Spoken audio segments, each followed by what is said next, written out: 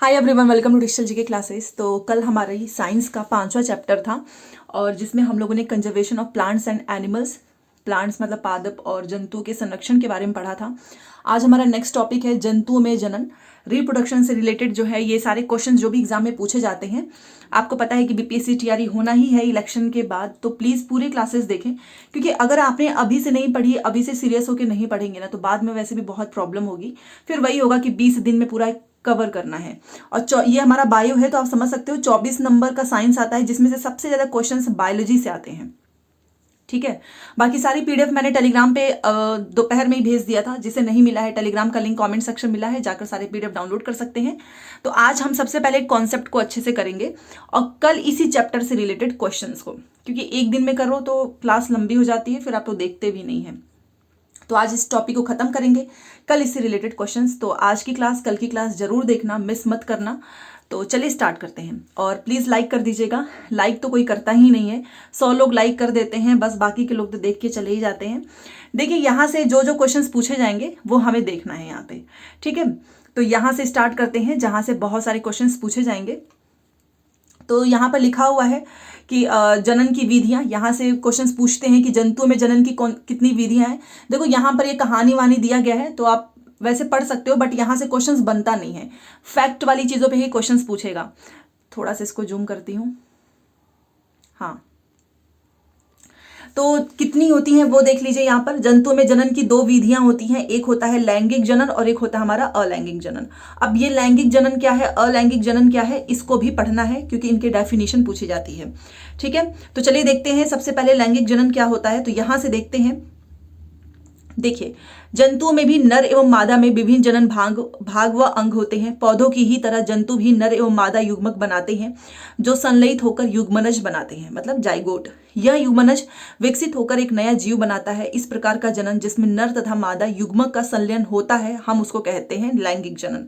तो अगर अब कभी भी पूछेगा, और अपने कॉपी में शॉर्ट नोट्स बनाते जाओ, इसकी पीडीएफ मैं आपको टेलीग्राम पे भेज दूंगी, बट फिर भी शॉर्ट नोट्स बनाएंगे तो एग्जाम के समय ज्यादा वो काम आता है। तो जिसमें नर तथा मादा युग्मक का संलयन होता है, हम उसे कहते हैं लैंगिक जनन। अब अलैंगिक क्या होता है वो भी देख लेते हैं। पहले तो लैंगिक जनन से रिलेटेड और भी चीजें यहां पर लिखी गई है।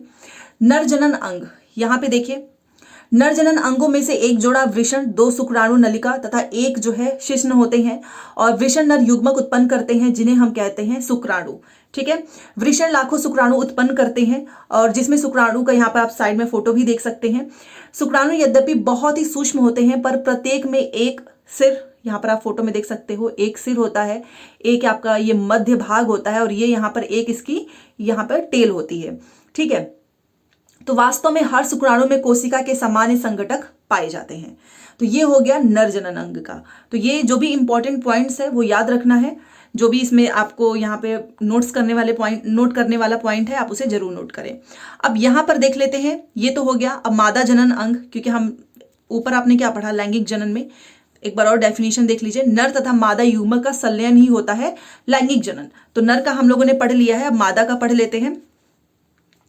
तो मादा जनन अंगों में एक जोड़ी अंडाशय, यहां पर आप देख सकते हैं, ये आपका 2 फैलोपियन ट्यूब्स है, एक जोड़ी जो है अंडाशय, और ये होता है गर्भाशय। ठीक है, अब अंडाशय जो है वो मादा युग्मक उत्पन्न करते हैं, जिसे हम क्या कहते हैं, अंडाणु कहते हैं। ये आप अंडाणु का फोटो देख सकते हैं, इसमें बीच में होता है केंद्रक। ठीक है, मादा युग्मक उत्पन्न करते हैं, जिसे हम कहते हैं अंडाणु। मानव स्त्रियों में प्रति मास दोनों अंडाशयों में से किसी एक अंडाशय से एक विकसित अंडाणु, जिसे हम डिंब भी बोलते हैं, इसका निर्मोचन अंडवाहिनी में होता है। ठीक है, गर्भाशय वह भाग है जहां पे शिशु का विकास होता है। शुक्राणु की तरह अंडाणु भी एकल कोशिका है। तो अब जब भी आपसे क्वेश्चन पूछे कि शुक्राणु और अंडाणु में कितने वो 1 यूनिसेलुलर होता है, तो यस, एकल कोशिका होता है। ठीक है, 2 नहीं, एकल कोशिका होता है। तो यहां पर ये आप अंडाणु का फोटो भी देख सकते हैं, इसमें बीच में है केंद्रक। बाकी यहां पे और भी चीजें हैं जो कि आपको याद रखना है। देखिए, इस पॉइंट से एक चीज याद रखना कि विभिन्न जंतुओं में अंडे का जो साइज होता है वो अलग अलग होता है। अंडाणु जो होते हैं वो अति सूक्ष्म हो सकते हैं, और जैसे कि मनुष्य में, अथवा वो बहुत बड़े भी होते हैं, जैसे कि मुर्गी के अंडे, शुतुरमुर्ग का अंडा आपने देखा ही होगा पिक्चर्स वगैरह में, काफी विशाल होता है, बहुत ही ज्यादा बड़ा होता है। अब यहाँ पर जो है ये फर्टिलाइजेशन, निषेचन क्या होता है, तो देखिए जनन प्रक्रम का ये इंपॉर्टेंट है, जो भी पॉइंट्स मैं आपको बता रही हूँ। जनन प्रक्रम का पहला चरण जो है शुक्राणु और अंडाणु का संलयन है। जब शुक्राणु मतलब स्पर्म अंडाशय के संपर्क में आते हैं तो इनमें से एक शुक्राणु अंडाणु के साथ जो है संलयित हो जाता है। उसके बाद से शुक्राणु और अंडाणु का यह संलयन जो है निषेचन कहलाता है। निषेचन के समय शुक्राणु और अंडाणु संलयित होकर एक हो जाते हैं और निषेचन के परिणाम स्वरूप युग्मनज का निर्माण हो जाता है, जाइगोट का। ठीक है, तो ये है इसका यहाँ पे पूरा लिखा हुआ है। निषेचन के प्रक्रम में स्त्री के अंडाणु और नर के जो स्पर्म है उसका संयोजन होता है। अतः नई संतति में कुछ लक्षण उसकी मदर से एंड कुछ जो है फादर से वंशानुगत होते हैं। अपने भाई अथवा बहन को देखो, यह पहचानने का प्रयास कीजिए कि उनमें कौन से लक्षण माता से, जैसे कई बार होता है कि लोग बोलते हैं कि अच्छा तुम्हारा फेस मदर से ज़्यादा जो है रिजेंबल करता है और किसी का जो है फादर से, भाई बहन का ही। तो वही सेम चीज़ लिखी हुई है। क्यों ऐसा होता है? क्योंकि कुछ चीज़ें आपके मदर से आती हैं एंड कुछ फादर से। वह निषेचन जो मादा के शरीर के अंदर होता है हम उसको कहते हैं आंतरिक। ठीक है, मनुष्य, गाय, कुत्ते तथा मुर्गी इत्यादि अनेक जंतुओं में आंतरिक निषेचन होता है। तो यहां पर ये सेम चीज लिखी हुई है। अब इसके बाद देख लेते हैं, यहां पर देखिए, हाँ, नर तथा मादा एक साथ पानी में आते हैं तथा मादा सैकड़ों अंडे देती है। मुर्गी के अंडे की तरह मेढक के अंडे कवच से ढके नहीं होते हैं तथा यह अपेक्षाकृत बहुत कोमल होते हैं। जेली की यहाँ पर आप फोटो भी देख सकते हो। जेली की एक परत अंडों के एक साथ रहती है तथा इनकी सुरक्षा करती है। ठीक है, और यहाँ पर ये जो है टेस्ट ट्यूब बेबी के बारे में बताया गया है, इसको भी एक बार देख लेते हैं क्योंकि ये कई बार यहाँ से पूछा हुआ है, इसका प्रोसेस क्या है। तो देखिए, ये तो ऊपर लिखा हुआ है, बूझो और पहेली के अध्यापक ने इसके बारे में डिस्कशन किया है कि कुछ स्त्रियों की अंडवाहिनी जो है अवरुद्ध होती है और ऐसी स्त्रियां शिशु उत्पन्न करने में असमर्थ होती हैं क्योंकि निषेचन के लिए आपका शुक्राणु और मार्ग अवरुद्ध होने के कारण अंडाणु तक नहीं पहुंच पाता है। तो ऐसी स्थिति में डॉक्टर जो है वो अंडाणु एवं शुक्राणु एकत्रित करके उचित माध्यम से कुछ घंटों के लिए एक साथ रखते हैं, जिससे हम क्या कहते हैं, आईवीएफ, नाम तो आपने सुना ही होगा, इनविट्रो निषेचन, मतलब शरीर से बाहर कृत्रिम आर्टिफिशियल टाइप से ये निषेचन होता है। क्यों? क्योंकि अंडवाहिनी अवरुद्ध है जिस वजह से नहीं हो पा रहा है, जिसे हम आईवीएफ कहते हैं। और अगर निषेचन हो जाता है तो युग्मनज को लगभग 1 सप्ताह तक विकसित किया जाता है। उसके बाद उसको माता का जो गर्भाशय है उसमें स्थापित कर दिया जाता है। माता के गर्भाशय में पूर्ण विकास होता है तथा शिशु का जन्म सामान्य, मतलब ये सामान्य नहीं होता है, बट बस इतना फर्क है कि इसमें जो है शरीर से बाहर जो है कृत्रिम निषेचन होता है। 1 सप्ताह तक इसको डेवलप किया जाता है, उसके बाद से मदर का जो यूट्रस है उसमें इसको स्थापित कर दिया जाता है। ठीक है, शिशु का जन्म सामान्य शिशु की ही तरह होता है। इस तकनीक द्वारा जन्मे शिशु को हम कहते हैं टेस्ट ट्यूब बेबी, परखनली शिशु। यह एक मिथ्या नाम है क्योंकि शिशु का विकास जो है परख नली में नहीं होता है।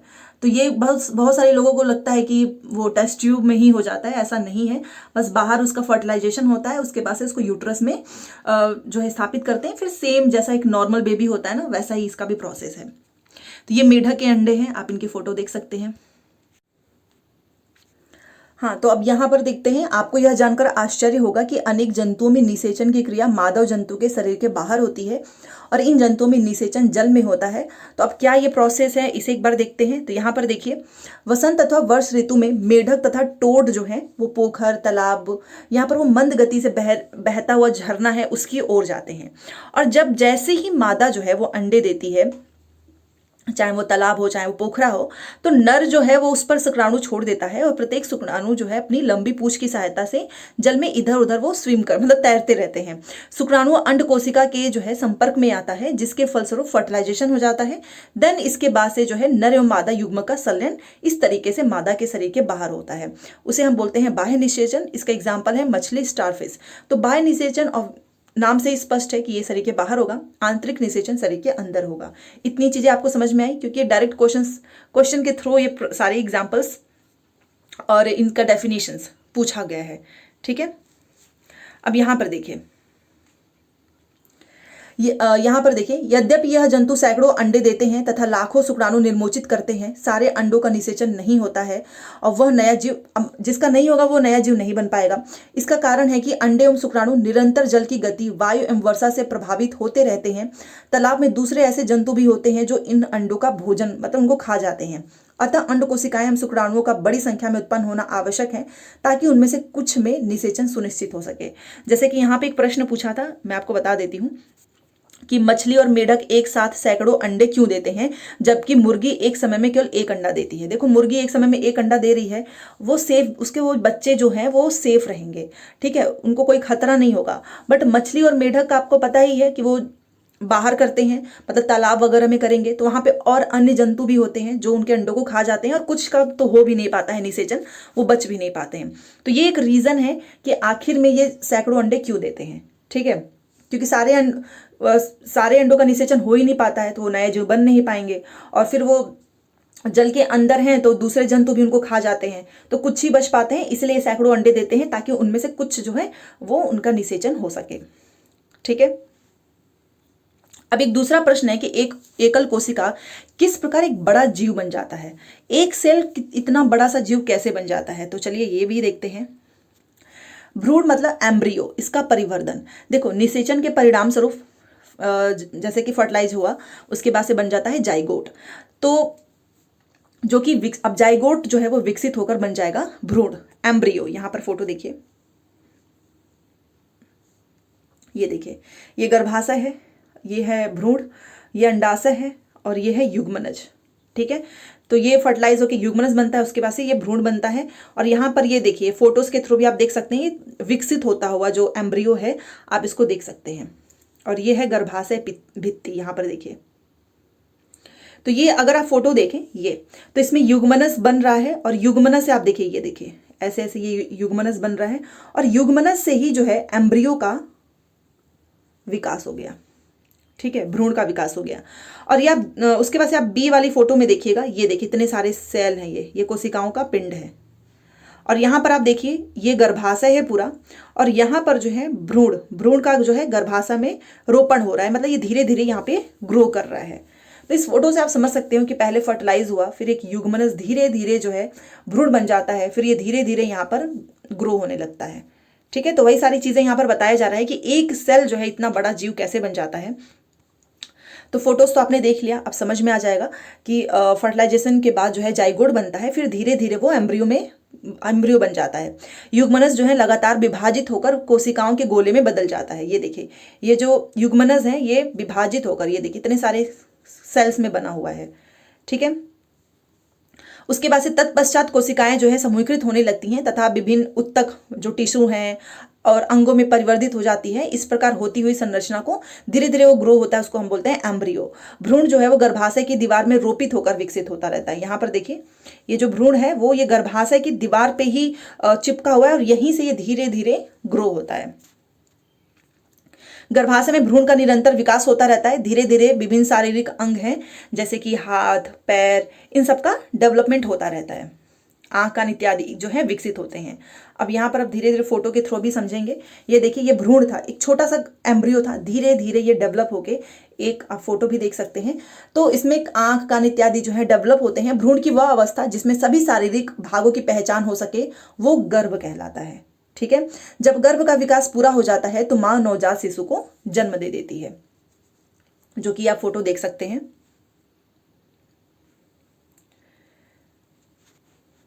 चलिए अब यहां पे देखते हैं, मुर्गी में भी आंतरिक निषेचन होता है, परंतु क्या मनुष्य और गाय की तरह मुर्गी भी बच्चों को जन्म देती है? तो आपको पता है मुर्गी बच्चों को जन्म नहीं देती है। निषेचन के फौरन बाद ही युग्मनज लगातार विभाजित होता रहता है और अंडवाहिनी में नीचे की ओर बढ़ता रहता है। इसके नीचे बढ़ने के साथ साथ इस पर सुरक्षा परत भी चढ़ाई जाती है। मुर्गी के अंडे पर दिखाई देने वाला कठोर कवच भी ऐसा ही एक सुरक्षित परत है। वो तो आपने देखा ही होगा अंडे वगैरह। कठोर कवच के पूर्ण रूप से बन जाने के बाद से मुर्गी अंडे का निर्मोचन करती है। मुर्गी के अंडे को चूजा बनने में लगभग 3 सप्ताह का समय लगता है। और आपने मुर्गी को उस्मान के लिए अंडों पर बैठे भी देखा होगा। और क्या आप जानते हैं कि अंडे के अंदर चूजे का विकास इस अवधि में ही होता है? चूजे के पूर्ण रूप से विकसित होने के बाद कवच के प्रस्फुटन के बाद चूजा बाहर आ जाता है, ठीक है। उसके बाद से यहाँ पर देखिए बाह्य निषेचन वाले जंतु में भ्रूण का विकास मादा के शरीर के बाहर होता है, अभी हमने पढ़ा। और भ्रूण जो है अंडावरण के अंदर विकसित होता रहता है। जो भ्रूण होता है, जो एम्ब्रियो होता है, उसका विकास पूर्ण रूप होने पर अंडोजोत्पत्ति होती है। और आपने तालाब अथवा झरने में मेढक के अनेक टैडपोल एकदम छोटे छोटे आपने देखा होगा, बरसात के मौसम में वो टैडपोल तैरते हुए देखे होंगे। ठीक है, ये बाह्य निषेचन हुआ है। अब यहाँ पर है ये हमारा जरायुज एंड अंड प्रजक जंतु। देखिए, हमने जाना कि कुछ जंतु विकसित शिशु को जन्म देते हैं, जबकि कुछ अंडे देते हैं जो बाद में शिशु में विकसित हो जाते हैं। वह जंतु जो सीधे ही शिशु को जन्म देता है उसको कहते हैं जरायुज। याद रखिएगा, प्रश्न पूछा है कि वह जंतु जो सीधे ही शिशु को जन्म देता है, अपने बच्चे को जन्म देता है, हम उसे कहते हैं जरायुज। और वे जंतु जो अंडे देते हैं, जैसे कि मुर्गी अंडे दे रही है बट बाद में वो शिशु में बदलेगा, तो हम नाम से स्पष्ट है अंड प्रजक। जो अंडे देते हैं उनको हम कहते हैं अंड प्रजक। ठीक है, तो इतना आपको याद रखना है। कुछ जंतुओं के अंडों का अवलोकन करना सरल है क्योंकि उनकी मां शरीर के बाहर अंडे देती है, परंतु आप गाय, कुत्ता, बिल्ली के अंडे एकत्र नहीं कर सकते हैं। यह इसलिए क्योंकि वह अंडे नहीं देते हैं। इनके मां जो है पूर्ण विकसित शिशु को ही जन्म देती हैं, तो ये जरायुज कहलाएंगे। तो जरायुज और अंडायुज, अब इसमें आपको कोई भी कंफ्यूजन नहीं होगा।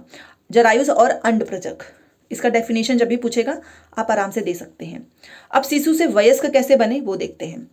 देखो, नवजात जन्मे प्राणी अथवा अंडे के प्रस्फुटन से निकले प्राणी तब तक वृद्धि करते रहते हैं जब तक कि वो एडल्ट नहीं हो जाते हैं। अब ऐसा थोड़ी नहीं कि पूरी जिंदगी ही उनकी लंबाई बढ़ेगी, ऐसा नहीं होता है। कुछ जंतु में नवजात जंतु वयस्क से बिल्कुल अलग दिखाई पड़ते हैं। ठीक है, जैसे कि आप मेढक में भी देखेंगे। अभी यहाँ पर ये देखिए फोटो, ये देखिए, पहले ये ऐसा था, फिर ये आरंभी टैडपोल हो गया, फिर ये बाद का टैडपोल, और ये लास्ट में देखो कितना डिफरेंट। किसी ने सोचा होगा कि ये ऐसा दिखेगा? ये देखिए एकदम ही अलग, इसका सब रूप रंग सब बदल चुका है। तो वही ये बता रहा है कि ये किस तरीके एकदम अलग दिखाई देते हैं। जैसे कि मेढक अंडे से प्रारंभ करके वयस्क बनने की जो इसके चरण है, आप उसे देखो, अंडा, फिर लार्वा बनता है, फिर वयस्क। ठीक है, तो इसमें कितना डिफरेंस है। टैडपोल रूपांतरित होकर वयस्क में बदल जाता है, जो कि छलांग लगा सकता है और तैर सकता है। तो वही सेम चीज लिखा हुआ है। और टैडपोल का जो वयस्क में रूपांतरण है उसको हम कहते हैं कायांतरण। ओके, तो यहां तक हमने पढ़ा है लैंगिक जनन। ये सब कुछ लैंगिक जनन का पार्ट था। अब अलैंगिक जनन क्या है ये पढ़ते हैं। ठीक है, अलैंगिक जनन, यहां से भी प्रश्न पूछे जाते हैं। देखो, अब तक हमने जनन प्रक्रम का अध्ययन उन जंतु में पढ़ा है जिनसे हम परिचित हैं, परंतु अत्यंत छोटे जंतु जैसे कि हाइड्रा, सूक्ष्मदर्शी जिसको आप बिना सूक्ष्मदर्शी के नहीं देख सकते हैं, जैसे कि अमीबा, इसमें जनन किस प्रकार का होता है, अब इसको पढ़ना है। ठीक है, तो चलिए, या फोटो देख सकते हैं, ये है हाइड्रा। फोटो में देखिए, हाइड्रा की स्थायी स्लाइड लीजिए, आवर्धक लेंस, क्योंकि आप बहुत ही छोटे होते हैं, आप इनको बिना सूक्ष्मदर्शी की सहायता से नहीं देख सकते हो, तो सूक्ष्मदर्शी की सहायता से इस स्लाइड का अध्ययन कीजिए। जनक के शरीर से क्या कुछ उभरी यहाँ पर देखिए उभरी हुई संरचना दिख रही है, और इन्हीं उभरी हुई संरचनाओं की संख्या ज्ञात करना है और इनकी साइज। तो ये अब किस तरीके से होगा, यहाँ पर ये फोटोज आपने देख लिया। अब यहाँ देखिए ये किस तरीके से बनते हैं। देखो, प्रत्येक हाइड्रा में एक या अधिक उभार दिखाई दे सकते हैं, और ये जो उभार हुआ है वो विकसित होते नए जीव हैं जिन्हें हम मुकुल कहते हैं। ठीक है, स्मरण करो कि ईस्ट में भी मुकुल दिखाई देते हैं। हाइड्रा में भी एकल जनक से निकलने वाले उर्ध से नए जीव का विकास होता है। इस प्रकार के जन्म को, जिसमें केवल एक ही जनक नए जीव को जन्म देता है, वो कहलाता है अलैंगिक। लैंगिक आपने देखा, नर और मादा के ही जो है संचयन से बच्चे का जन्म होता है, और यहां पर आप देख सकते हो अलैंगिक में है। याद रखना, केवल एक ही जनक नए जीव को जन्म देता है, इसमें उसे बोलते हैं अलैंगिक जनन। हाइड्रा में मुकुल से नया जीव विकसित होता है, इसलिए इस प्रकार के जनन को मुकुलन कहते हैं। ठीक है, तो प्लीज अलैंगिक जनन का ये डेफिनेशन याद रखना, केवल एक ही जनक नए जीव को जन्म देता है। ठीक है, ये देखिए ना, केवल एक ही ये जो है जनक है जो कि नए जीव को जन्म देगा। अलैंगिक जनन की अन्य विधि अमीबा में भी दिखाई देती है, अभी हम उसके बारे में पढ़ेंगे। तो अमीबा की फोटोज आपने देखी होगी, किसी भी शेप में हो जाता है। अमीबा भी एक कोशिकीय होता है, और इसमें जो है केंद्र के दो भाग होते हैं। यहाँ पर आप देख सकते हो दो भाग होते हैं। ठीक है, और इसी विभाजन से जनन क्रिया प्रारंभ होती है। इसके बाद कोशिका भी दो भागों में, ये फिर दो भागों में बटेगी। यहाँ पर देखिए ये भी बढ़ जाती है, फिर जिसके प्रत्येक भाग में केंद्रक होता है। इन देखिए हर पार्ट में जो है केंद्रक है। उसके बाद से परिणाम स्वरूप एक जनक से दो अमीबा बन जाते हैं। फिर इससे ये एक अमीबा बना, ये एक अमीबा बन गया। 2 अमीबा बन गए। ठीक है, यहाँ पर आप फोटो देख सकते हैं, पहले ये एक था, उसके बाद ये विभाजित केंद्रक, फिर ये 2 पार्ट में डिवाइड होते हैं, फिर इनसे 2 अमीबा तैयार। ठीक है, तो इस प्रकार जो है अलैंगिक जनन को, जिसमें जीव विभाजित होकर 2 संतति उत्पन्न करता है, हम उसे बोलते हैं द्विखंडन। ठीक है, तो याद रखिएगा, सबसे ये 2 कोशिकाओं में बटी है, प्रत्येक भाग में केंद्रक होता है और एक जनक से 2 अमीबा बने हैं, फोटो में आप देख सकते हो। और इस प्रकार के अलैंगिक जनन को, जिसमें जीव विभाजित होकर 2 संततियां उत्पन्न करता है, उसे बोलते हैं द्विखंडन।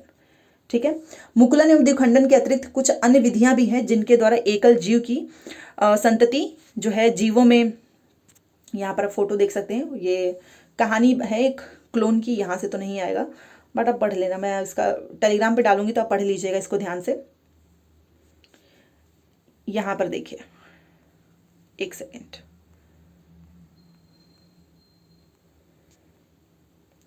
हाँ, तो जिनके द्वारा एकल जीव संतति जीवों की यहाँ पर आप देख सकते हो उत्पन्न होती हैं। ठीक है, ये चैप्टर तो हमारा कंप्लीट हो गया। और ये एक बार थोड़ा सा बता देती हूँ, ये क्लोन है। क्लोन जो होता है समरूप कोशिका या किसी अन्य जीवित भाग अथवा संपूर्ण जीव को कृत्रिम रूप से उत्पन्न करने की प्रक्रिया क्लोनिंग कहलाती है। क्लोनिंग याद रखना, आपको याद होना चाहिए कि पूरा एक जीवित भाग है या फिर संपूर्ण जीव को हम कृत्रिम रूप से, जैसे IVF आपने देखा था ना कि वो कृत्रिम रूप से जो है बाहर कराते हैं, देन 1 वीक के लिए बाहर ही रखते हैं, उसके बाद से इसको जो माँ है उसके गर्भाशय में स्थापित कर देते हैं। ये भी बाहर ही होता है, कृत्रिम रूप से उत्पन्न करने की जो प्रोसेस है इसको बोलते हैं क्लोनिंग। ठीक है, तो ये याद रखिएगा। अब यहाँ पर कुछ इंपॉर्टेंट चीज़ें हैं जो कि मुझे लगता है कि आपको कभी मिस नहीं करना चाहिए। ये जो NCERT में लिखा रहता है, सबसे पहले याद रखो, हमने अब यहाँ पे ना पूरा रिवीजन होगा। जंतु 2 विधियों द्वारा प्रजनन करते हैं, एक होता है लैंगिक जनन, दूसरा होता है अलैंगिक। दोनों का डेफिनेशन बताइएगा। नर युग्मक एवं मादा युग्मक के संलयन द्वारा जनन को लैंगिक जनन कहते हैं। ठीक है, अंडाशय, अंडवाहिनी, गर्भाशय ये मादा के जनन अंग हैं। नर के हैं वृषण, शुक्राणु और शिश्न। अंडाशय मादा युग्मक उत्पन्न करते हैं और जिसे हम अंडाणु कहते हैं, और वृषण नर युग्मक उत्पन्न करते हैं जिसे हम शुक्राणु कहते हैं। अंडाणु एवं शुक्राणु का संलयन निषेचन कहलाता है, निषेचित अंडा युग्मनस कहलाता है। अभी हम लोगों ने पूरा फोटोज के थ्रू देखा है। ठीक है, फर्टिलाइज होने के बाद युग्मनस, फिर यही धीरे धीरे एम्ब्रियो बन जाता है। मादा के शरीर के अंदर होने वाले निषेचन को हम आंतरिक कहते हैं, जैसे कि मनुष्य, जंतु, मुर्गी, गाय एवं कुत्तों इत्यादि में होता है। वह निषेचन जो मादा के शरीर के बाहर होगा हम उसे बोलेंगे बाह्य निषेचन, मेढक, मछली, स्टारफिश में। ठीक है, युग्मनस में अनेक विभाजन होते हैं, ऐसे ऐसे करके विभाजन बनेगा, धीरे धीरे वो यहाँ पर एम्ब्रियो बनता है। भ्रूण जो है वो गर्भाशय की दीवार में स्थापित होता है जहां उसकी वृद्धि एवं परिवर्धन होता है। ठीक है, भ्रूण की वह अवस्था जिसमें उसके सभी शारीरिक भाग विकसित होकर पहचानने योग्य हो जाते हैं तो हम उसे कहते हैं गर्भ।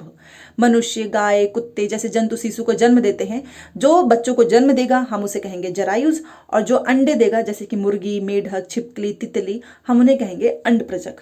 एक एक लाइन इंपॉर्टेंट है। लार्वा का कुछ अंग उग्र परिवर्तनों द्वारा वयस्क जंतु में बदलने की प्रक्रिया को कायांतरण कहते हैं। याद रखिएगा, अभी हम लोग मेढक वाला देख रहे थे ना, तो जो लार्वा का जो चेंजेस हो रहा है, एक एडल्ट में वो जो चेंज हो रहा है, उस प्रोसेस को हम बोलते हैं कायांतरण। जनन का वह प्रकार जिसमें केवल एक ही जीव भाग लेगा, नर और मादा नहीं, केवल एक ही जीव भाग लेगा, उसे कहेंगे अलैंगिक जनन। ठीक है, हाइड्रा में मुकुल द्वारा नए जीव का विकास होता है, इस प्रकार के अलैंगिक जनन को मुकुलन कहते हैं। देखो, मुकुल के द्वारा नए जीव का जब डेवलप होगा तो उसको हम कहेंगे अलैंगिक जनन को मुकुलन कहते हैं। अमीबा जो है स्वयं ही, देखो, एक केंद्रक था, फिर 2 भागों में विभाजित होता है, ऐसे ही फिर ये 2 पार्ट में विभाजित होता है, फिर यहाँ से 2 अमीबा बनते हैं। तो अमीबा जो है स्वयं 2 भागों में विभाजित होकर संतति उत्पन्न करती है, इस प्रकार के अलैंगिक प्रजनन को द्विखंडन कहते हैं। तो ये हमारी क्लास थी। आपको क्लास कैसी लगी प्लीज़ बताना। और ये कल कुछ क्वेश्चंस भी मैंने पूछा था, किसी कोई आंसर ही नहीं देता है। मनुष्य में निषेचन अभी हमने देखा ही, आंतरिक निषेचन होता है मादा के शरीर में, शरीर से बाहर। नर के शरीर में ये तो बहुत ही आसान है, आंतरिक शरीर निषेचन होता है मादा के शरीर में। एक टैडपोल जिस प्रक्रम द्वारा वयस्क में विकसित होता है उसे कहते हैं कायांतरण। ठीक है, एक युग्मनज में पाए जाने वाले केंद्रों की संख्या कितनी होती है, इसका आंसर आपको देना है। 1 होता है, 2 होता है, 3 होता है, 4 होता है। प्लीज जरूर दें। अब यहां पर देखो, अंडप्रजक जंतु विकसित शिशु को जन्म देते हैं, ये तो गलत, उसको वो तो जरायुज होते हैं ना। प्रत्येक शुक्राणु एकल कोशिका होता है, ये सही है। मेढक में बाह्य निषेचन होता है, ये भी सही है। वह कोशिका जो मनुष्य में नए जीवन का प्रारंभ है, युग्मक नहीं, वो भ्रूण कहलाता है। ठीक है, और निषेचन के पश्चात दिया गया अंडा एकल कोशिका है, ये सारे क्वेश्चंस के आंसर आपको देने हैं यहाँ से लेके यहाँ तक, ठीक है। आप अंग, च, छ, ज, झ, इय या फिर आप जो भी 1 2 3 4 करके आंसर जरूर मुझे बताना।